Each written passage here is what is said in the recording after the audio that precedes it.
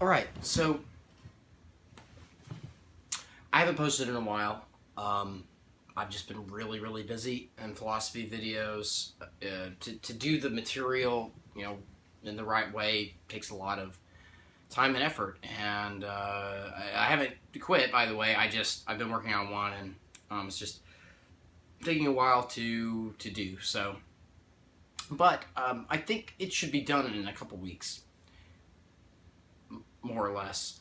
So it won't be too much longer of a wait. In the meantime, what I'd like to start doing is, maybe not everybody knows that watches the channel, but I am mainly a musician. That's what I do. So I have students and I play gigs, and I haven't really put anything into that as far as the channel goes. I considered making a second channel for the music stuff, but part of the point of this channel was not really to be a philosophy channel. It was just to be a channel, just sort of like a little vlog about things that I like and that. So I'm into a lot of different things, and I haven't really explored that very much, and I want to start doing that. So I decided to go ahead and start posting some lessons for people, particularly for my students to watch. But then I thought, well, I'll put it on YouTube and anybody can watch it. And I know there's probably a ton of lessons of anything that I'm possibly going to go over. However, you never know when somebody putting something a certain way is going to just make it click, right? And so that's my hope, is that somebody will see this and they'll be, oh, that makes sense now, right? So let's get started. So what I wanted to talk about is this video assumes that you have a little bit of an understanding of the musical alphabet and what steps are, right? Whole and half steps. And I will go over it just a little bit, but that's kind of where we're starting. We're starting pretty much at the bottom, but we're not necessarily starting at the very bottom about like what is music, what are notes, and that sort of thing. We're just going to sort of jump right into notes, how notes how notes are related to scales, how they're related to one another, and how those are related to chords, right? And we're going to be talking a little bit about notes, scales, chords, basically. Let's get started. So we've got the musical alphabet here. This is A sharp, B, C, C sharp, D sharp, E, F sharp, G sharp. And it wraps back around. There's little arrows there to A. So notice that there's no B sharp, there's no E sharp. And you could also write it as flats, right? So you've got, I'm not going to do that because I don't want to confuse anybody, but, A sharp, B flat's the same thing, C sharp, D flat's the same thing, D sharp, E flat's the same thing, etc. There's no B sharp, no C flat, no E sharp, no F flat. It just goes from B to C, from E to F. Okay. This is your musical alphabet. This is kind of the most basic melodic building block where you create music.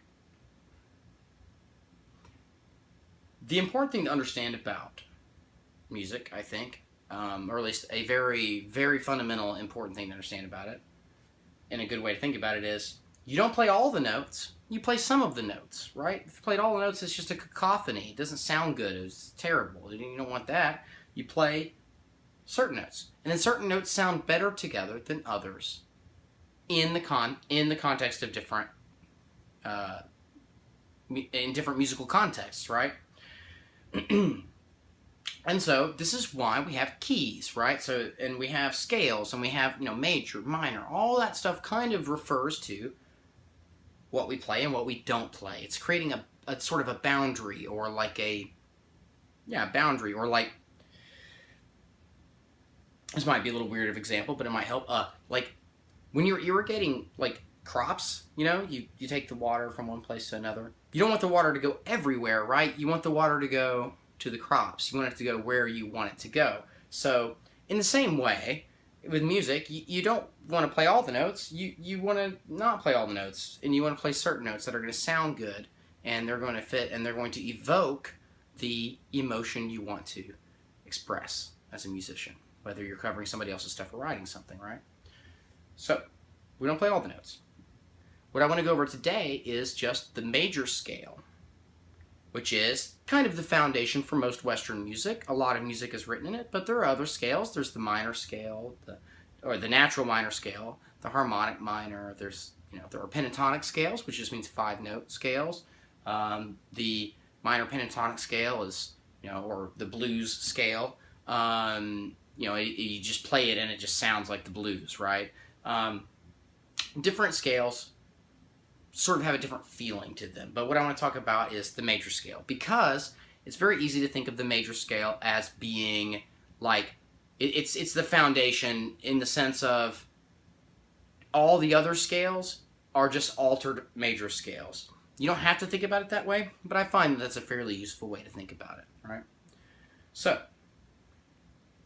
how do you get a major scale? How do you figure out? What do you do? Well, there's a formula to it, right? And how it's like a formula. It's like you take an input, you do the formula, you get the output, and if you do it all right, you get the output you want. 2 + 2 = 4. You do the operation 2, and then you add. You have 2, and then you do the operation to add 2, and you get 4. And it's very reliable. It will happen every time that you do it, and it will work in a predictable way. So, what is our formula to get a major scale? Well, here's what it is. All right. So you're going to take any note. Let's use C to start with.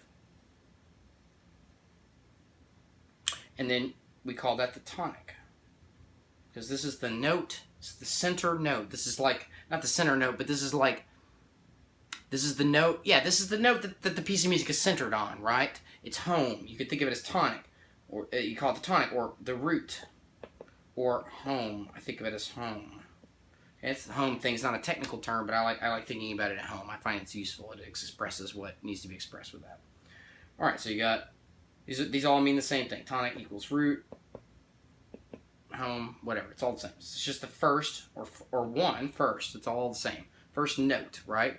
Now we're going to apply this formula to it.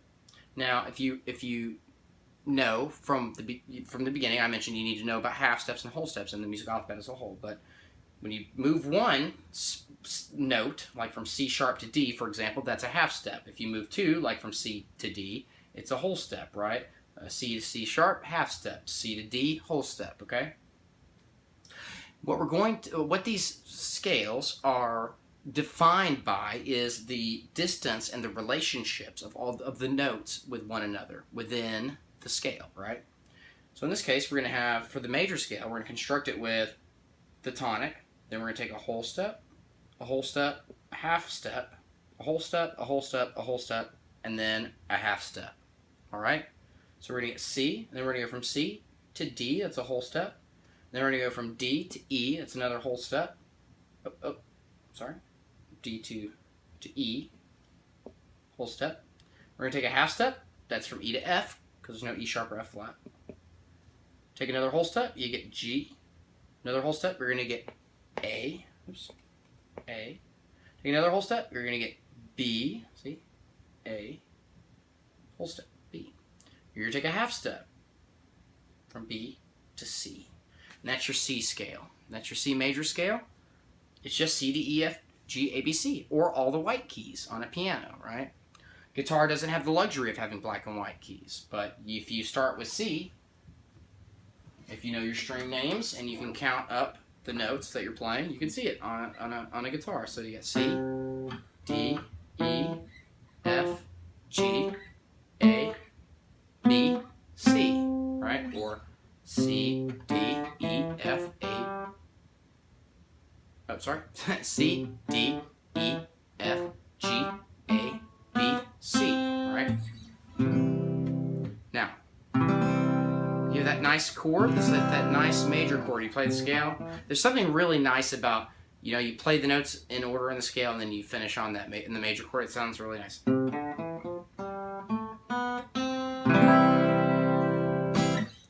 Well,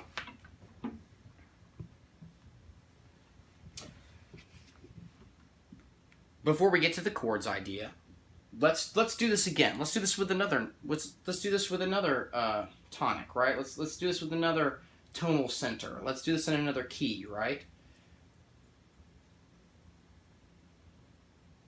Let's say we want to do it with A. So you got A. It's your tonic now. Start with A. Take a whole step from A. You get B. Take a whole step from B. You get C sharp. Okay. Take a half step from C sharp to D. You go from D and take a whole step. You get E. You take another whole step. You get F sharp. Take another whole step. You get G sharp. Take a half step, home, back to A. And you can see this on the guitar, right? Like we can do it with this too. So with A, you're going to get A, B, C sharp, D, E, F sharp, G sharp, A, back home. Okay? Notice that it kind of sounds the same. It sounds different. It's a little higher in pitch. Or it's actually a little lower in pitch than the C one. But it sounds the same, right? The relationship is kept the same. So you got in C or in A. You know? It's all about the relationship being consistent. The whole reason why there's even different keys anyway is because people's voices are different. We just physically, we have a range of notes that we can sing. And so different keys, you change the key so that a person can sing it, right? A person may not be able to, like I have a fairly high voice, and so songs that are in E, it's too deep for me. I can't really, do it right. And so I'll capo it up and I'll change the key, right? So I can sing in it. Now, we don't just, again, we don't play all the notes. We also don't play all the notes in the scale, right? We play some of the notes in the scale at a time. And one of the main ways we do this, we do it two main ways on guitar and piano and most instruments and everything. We do it with playing chords and playing like the lead, the rhythm and the lead. Or the harmony and the melody, right? Harmony is just when you're playing notes together and it sounds harmonious. That's what harmony is. Melody is when you have a note with notes by themselves in a certain order, right? Like Mary Had a Little Lamb is a melody we all know, right? And so you don't just want to play everything, you want to play particular things. And so the most common, or in a way the most important chord is the major chord. And what is a major chord? Well, a major chord is certain notes in a scale being played in a major scale. So we've got our major scale. This is the construction of the major scale. And let's go back to C to make it really simple. So C, and then you got D, E, G, A, B, C. All right. And you can count them, right? You could give a number to them. Like I already have first here for C, but you could have 2, 3, 4, 5, 6, 7, 8. This is also called the octave. That's where it comes from. That's why it's called an octave. A lot of people know this term, but that's why. It's because it's the 8th note in the scale, and it's the same. It's important to notice that it's C to C, right? You got C there, and you got C there. You got your 1, 2, 3, 4, 5, 6, 7, 8, which is your octave. Your tonic is your first, and then the numbers, and then a octave. Okay. When you want to make a major chord, what you're going to do is you're going to construct your major scale, like I've shown you. Then you're going to take your first, third, and fifth note in the scale. This is called a triad. Triad. It sounds fancy. Sounds mystical or something. Maybe it has to do with like the Trinity or something like that. I know that historically there was there was much ado about that, right? Historically, but it's really not. It's just 3 notes. You just picked 3 notes out of the scale, and they have a certain relationship to one another, and they sound good, right?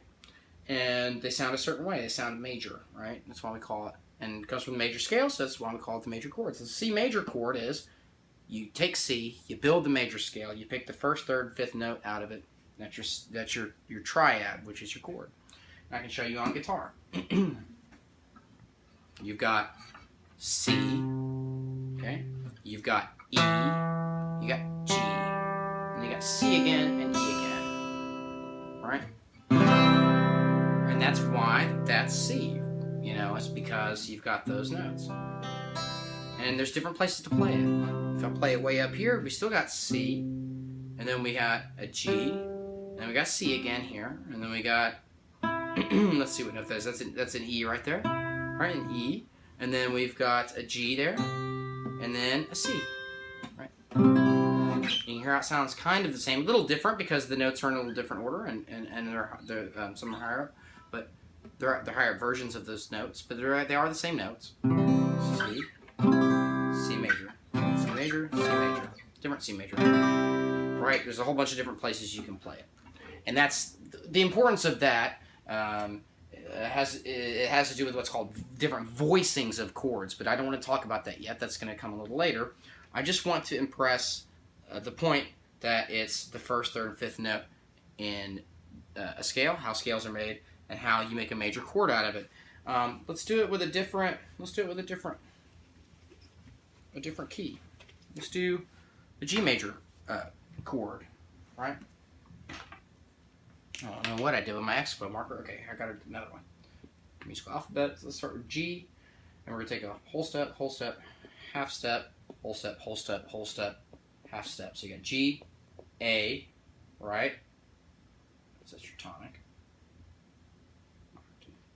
So you got your G. So you got A, B, C, D, E, F sharp, because there's no E sharp or F flat, G, all right?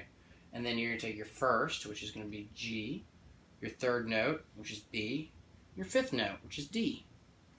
G, B, D is your major triad in the key of G major. And the difference, I mean, a scale is just the notes that are relevant to what you're doing in order from lowest to highest.